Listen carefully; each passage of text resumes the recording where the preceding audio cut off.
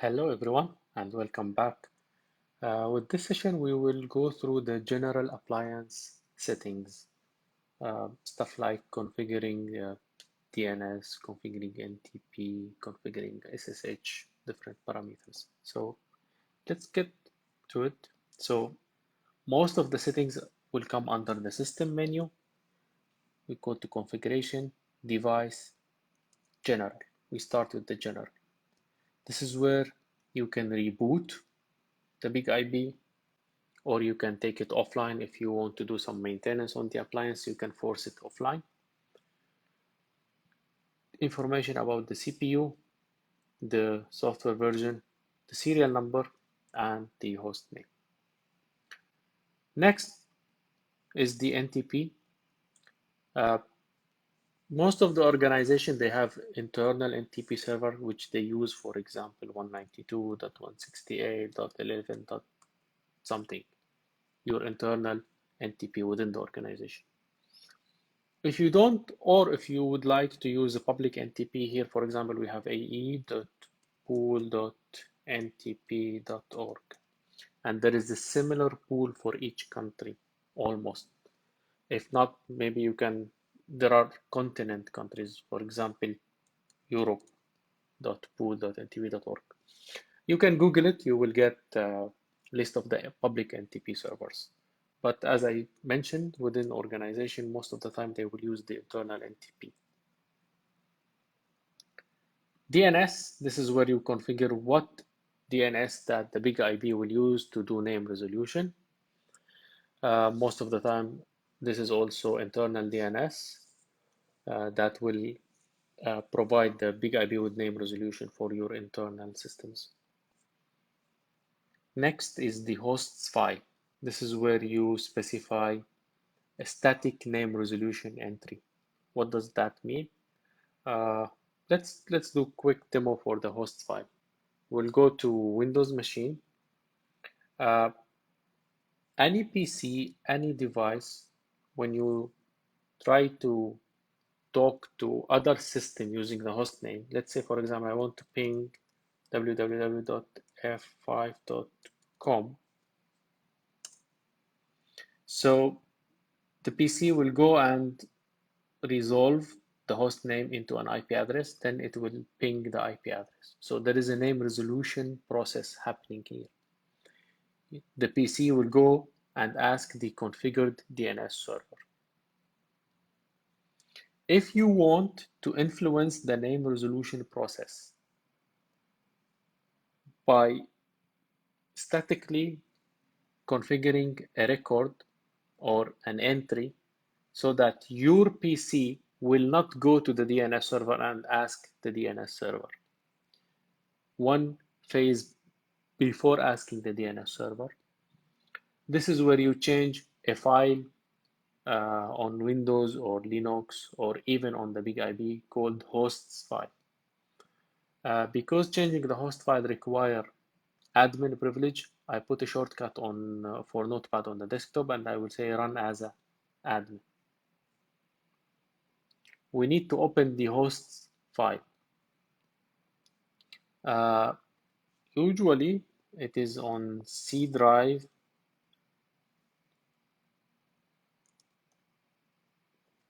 It's under Windows, system 32, then drivers, and then I think it was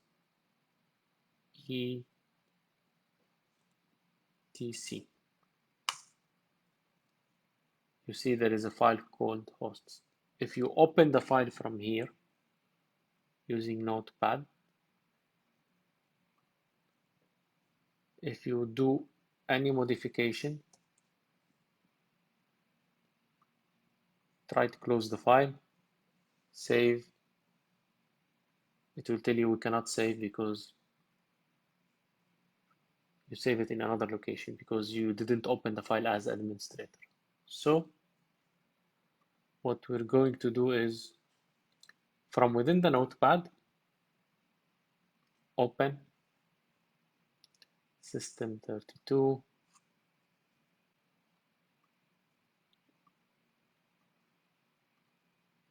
etc.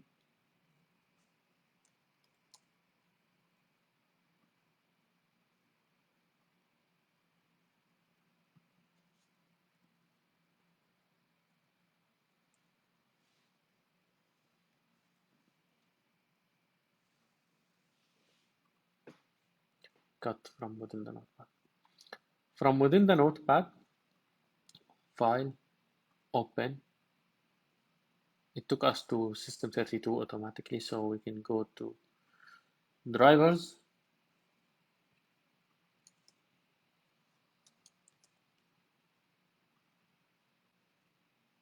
open, then etc open, then you type hosts. So you open the host file. This is how you add a record here.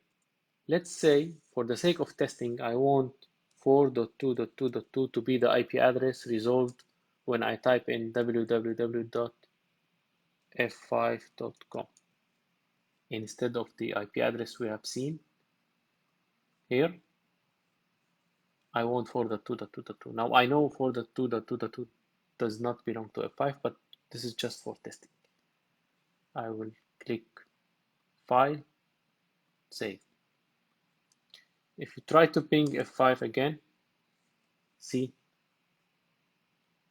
you took the record within the hosts file before asking the DNS. So the point here is anything you have in the hosts file will be considered before asking the DNS. That's why we use the host file when we want to influence any name resolution,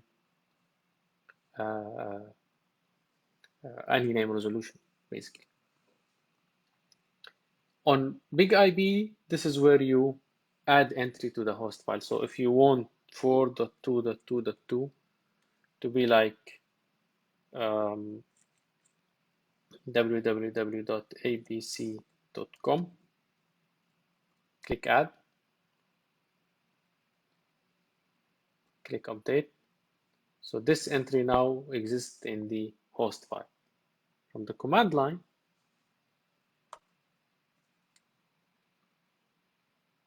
the Big IB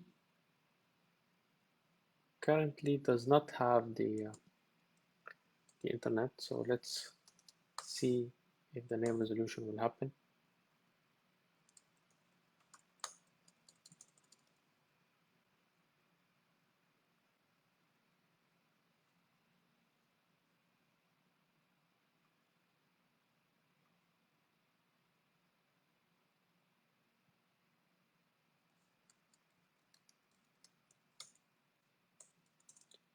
From the command line, if we ping www.abc.com, we can see that we were able to influence the name resolution. Now, the Big IB appliance currently cannot ping this IP address, that's why it's failing, but the name resolution happened. We were able to influence the name resolution process. So this is the hosts file. Let's delete. SMTP, this is where you create SMTP record. You integrate the Big IB with your mail system so that you can send reports. On the Big IB, you can create reports, schedule reports, and configure them to be sent to a certain email, maybe to the Big IB administrator or to operation team. SSHD, this is where you configure the SSH banner. So let's say this is the banner for SSH access. This is critical system. If you are not authorized,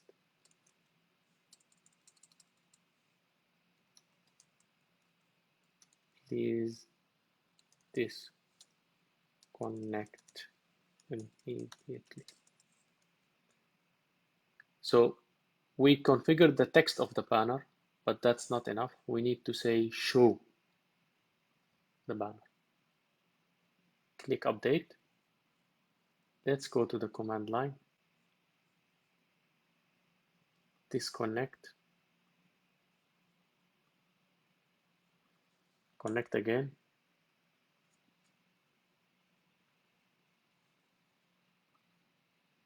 You can see this is the banner, the one we just configured. Cancel. Let's do login. Idle time before automatic logout. Idle time before automatic logout. This applies to the Linux shell mode. It does not apply to TMSH. It does not apply to the GUI management. Let me configure it for 15 seconds and let's test it. Go back to the command line.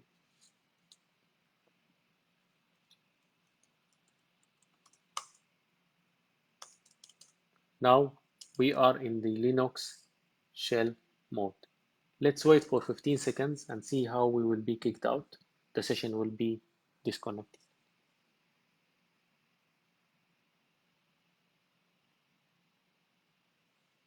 Yeah, you can see that we were disconnected.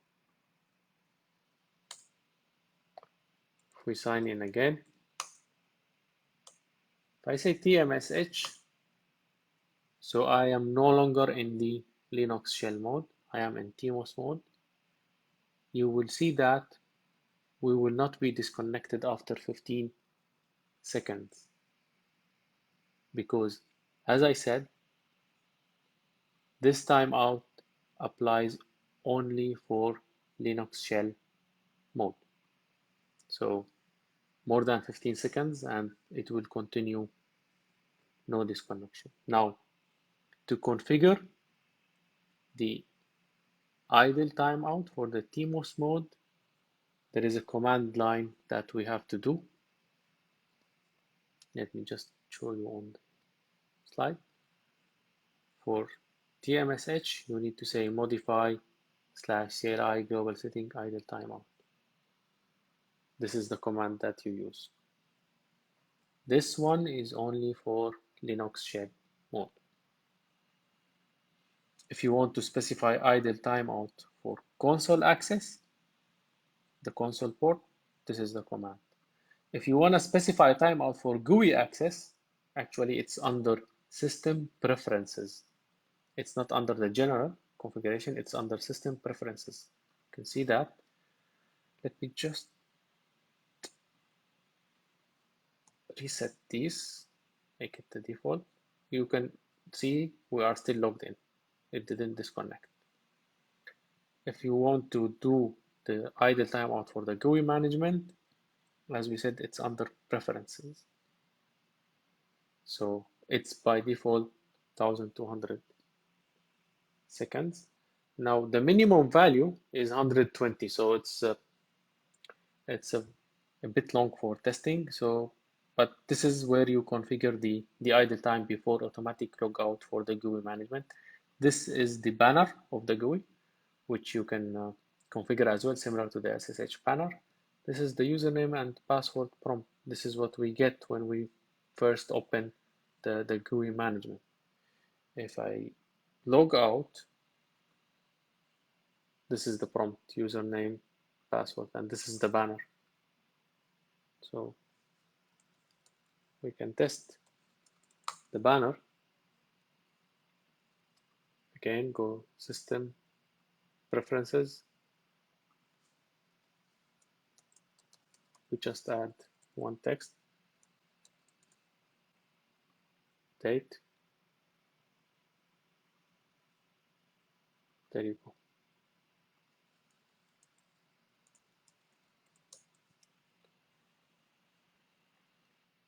One more setting, which is the device upstream proxy. So if your big IP device does not have direct internet access. Let me go back to the topology here. So sometimes you may have on the outside interface, you may have direct internet access. If the firewall is doing NAT or if it's done in any other way, you may have direct internet access. But in most of the organizations, they do not allow internet access without going through the proxy. So you need to configure your big IP to reach the internet through the proxy. This is where you do the configuration. It's under configuration device upstream proxy. You type the host name of the proxy, the name of the configuration. This is not the host name of the proxy. Here you type the IP address of the proxy and the port, which is usually 8080 or 8081 or whatever. Username and password. If the proxy require authentication, you can type username and password. Most of the proxies, they require authentication, but again, on the proxy, you can configure an exemption for the IP address of the big IP if you want from the authentication. The next setting we will look at is the platform. So this is where you have the management IP address, management subnet mask, and the management default gateway. This is the IP of the next hop for the default route within the routing table, the management routing table. This will not apply to data interfaces, as we said. This will only apply to the management. The host name of the device, the time zone, root account password, admin account password.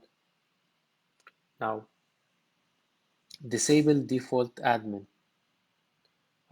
We know that a lot of organizations, they follow the recommendation that says any default username should be disabled. Why?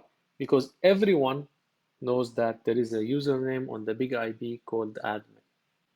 So they will try to guess the password. They will do like brute force on the password. What you can do is you can create another admin account, call it A1B2, for example, give it a name that no one will be able to guess. Make it as an admin, give him the rule administrator, and then you can disable the default admin account. SSH enable, if you want to disable SSH access to the device, to the whole big IP device, not for a specific username, no. If you untick this, no one will be able to SSH to the big IP, even the root account. Even the root account will not be able to SSH to the big IP. SSH IP allow. This is where you specify who is allowed to SSH to the device. Now,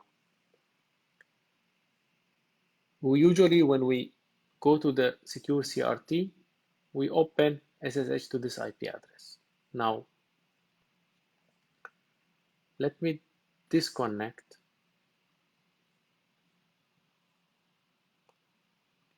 If I specify only 172.16.star.star, this is how you specify subnet. You want to specify another subnet, you say space. So you just give a space, 172.17.star.star. Now, the machine that I am accessing the big IP from is from the same subnet, 192. So if I click update now, I will block my machine from accessing the big IP over SSH. So let's test. Let me click update. Now, if we try to open SSH, it's not opening. Why? Connection reset by peer, because my subnet or IP address is not specified here. So if I give space 192.168.0.0 star, click update, go back to secure CRT, try to connect again. Now we can connect. So this is how you harden the management access, the SSH management access. Now, this is one way, and frankly speaking, this is not the best way. So let's disable it. The best way, the alternate way, is to go to Security tab. This is where you can configure an access list, management access list. Same way we configure it on a router, same way we configure it on a firewall. This is where we configure the management access list. Let's add and see what we have. Name, allow IT. I will allow only the IT team to access the big IB on the management interface. Order, because this is the first rule we are creating, it doesn't matter first or last. Protocol, let's say TCP. Source, I want to specify my subnet, because as I said, this device I am using to access the big IB is from the subnet 192.168.0.0. So I'm going to add this subnet. Destination address will not matter. Why? Because this will apply only to the management. This rule will only apply to the management interface, so it doesn't matter. Let's specify the port. Why? Because I want to cover both the GUI access and the SSH. In the previous one, allow SSH, it was only applied to SSH. Now, this can be applied to both the GUI, the one that we are using now, and the SSH. So let's say 443, add, and SSH 22, add. I will keep the action as accept, because I am allowing the IT team to access. Click finish. So we have now the rule, the access rule. Now if I click refresh, give it a second, click refresh, we should see the hit count increasing. We should see the hit count increasing. Here you go. Why? Because currently what we are doing on the big IB is matching this access list. It is matching. I am accessing the big IB from subnet 192.168.0.0. So I am matching this access list, so I am being allowed. Now, does that mean, as we state now, if someone comes from different subnet, he is not allowed? No, there is no implicit deny at the end. And to test this, let me go to the testing machine. Let me stop the internet adapter. I will enable this one. This adapter has an IP address from the 172.16.0.15. And this adapter can ping the management IP address of the big IB. So we can ping. Let's try accessing the management.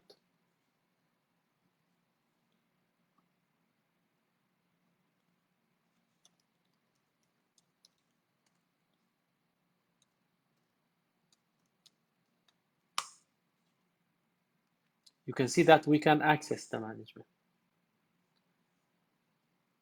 But the point here, we don't want non-IT team to access. 172.16 maybe finance, maybe HR, maybe any other type of users, but they are not IT.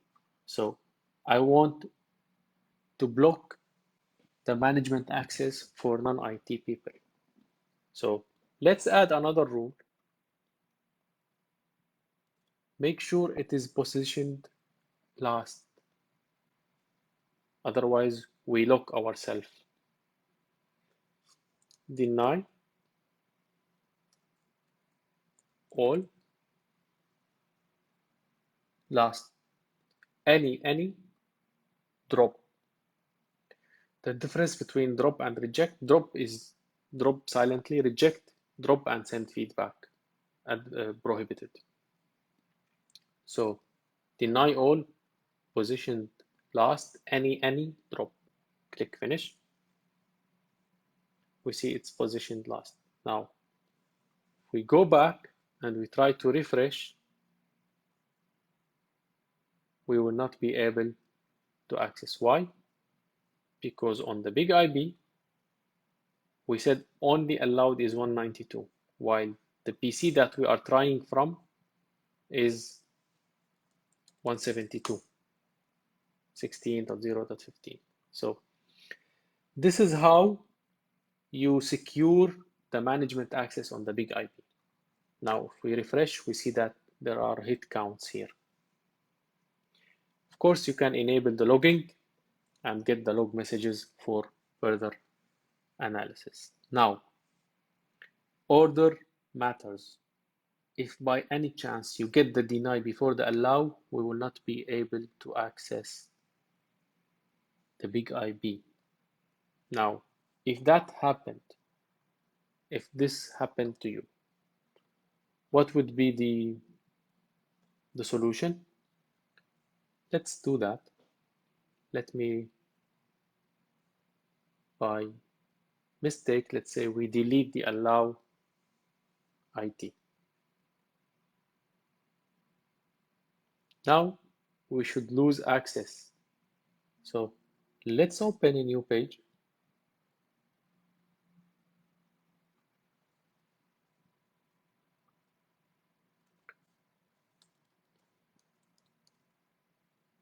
To the big IP. We are logged out. We can no longer open the GUI. Now, the solution for this is to get console access. So I'm gonna use because this is virtual machine, I'm gonna use the VM console. Let's log in. So you are on the console, you have console access. Let's go to TMSH mode. Now what you need to check is security, firewall, management IP rule. List security firewall management IP rule. You can see that there is only one rule, which is deny all. So using the console that we are on now, I would say modify security firewall management.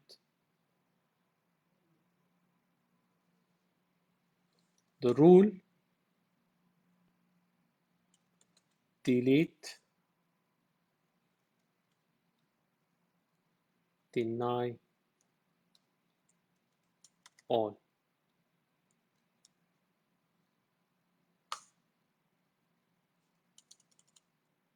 If we list again, no rules, done. We go back to the browser, refresh, now we can access. So if by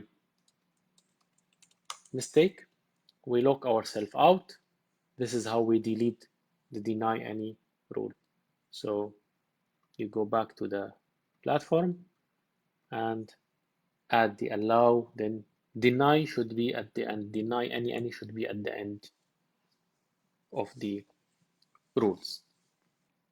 Now going back to the order matter, I created 4 access rules. The first one is any, permit any. The second one, I'm allowing the subnet 192.168.0, which is the management subnet, on port 22 SSH and port 443. The third one is 172.16. I'm allowing this /16 subnet on port 22 and 443. Now, part of this subnet, I want only to allow them 443. I don't want them to access SSH, which is the .11 subnet. Now, because of the order of this, you can see that the big IB flagged it as redundant. This is redundant. It will never be used. Why? Because we position the any on top. So when I try to connect to the big IB, when I open management session to the big IB, like this,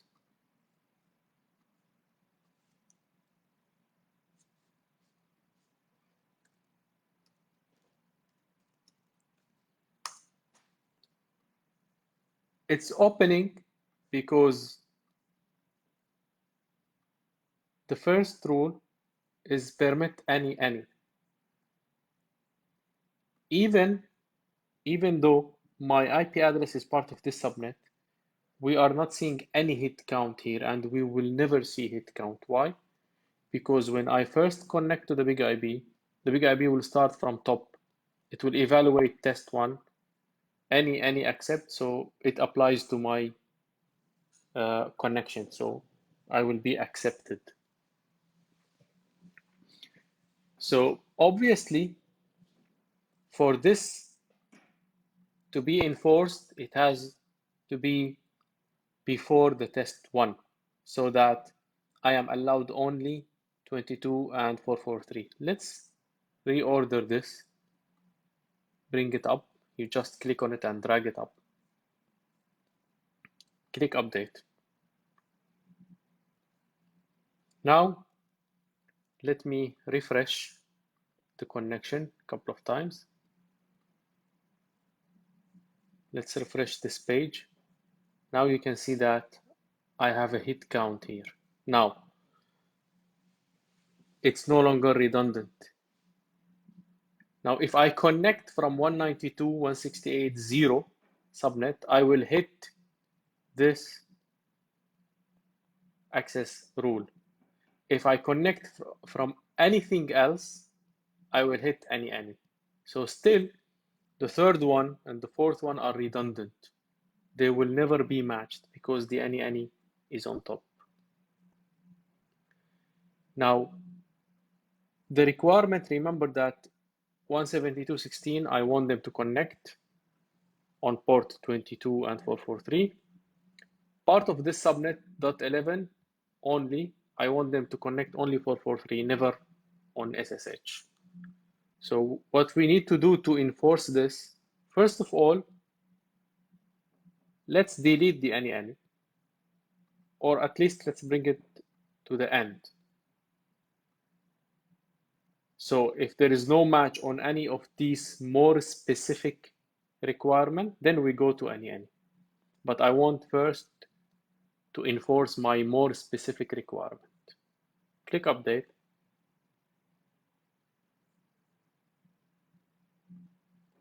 Now the third one, which is in order, the second one, is no longer redundant. Why? Because this is different than this. So if you don't match 192.168.0, we go evaluate the source IP. Is it 172.16/16? If yes, we allow them 22 and 443. Now, the point here, the rule test for is redundant. Why? Because let's say, for example, if my management PC IP address is 192.172.16.11.11, when I try to connect to the big IB from 11.11, I will not match this. Why? Because there is one match before. The IP address 172.16.11.11 will match this access rule because it belongs to this subnet. So I will be allowed 22 and 443. So this one is still flagged as redundant, means it will never be matched. And you are not actually enforcing that anyone from subnet 11 will access only 443. At this configuration state now, they will be able to access 422. To correct this, we need to move test 4 here, click update. Now it's no longer redundant. So someone is trying to connect to the big IP management interface. We evaluate his source IP. Is he 192.168.0? If yes, we allow him 22.443. If not, we go, is he from 172.16.11? Yes, then we allow him only 443. Anyone from subnet 11 will not be able to SSH. Now, we move. If he is not from .11 subnet, we move to the next one. Is he from 172.16 subnet? Yes, then we allow him 22.443. If not, we allow any. And I know this doesn't make any sense. It has to be deny any. So always make sure your more specific requirement is on top of the order so that it can be enforced. It shouldn't be showing as redundant. Redundant mean will never be used. Now to see the logins or the audit log, we can go to system logins. You have summary that will show you graph of successful logins, failed logins, and you have history as well, which you can use to look at the history of the admin users who logged in. You can see all the users that we used previously. Now there are 77 records. You can navigate through them. Another way is using logs, audit list. This will also show you the history of the logins for both for the root account and for the admin account as well. You can show all to see the history, and you can of course search. That's it for the appliance settings. Thank you. See you in the next session.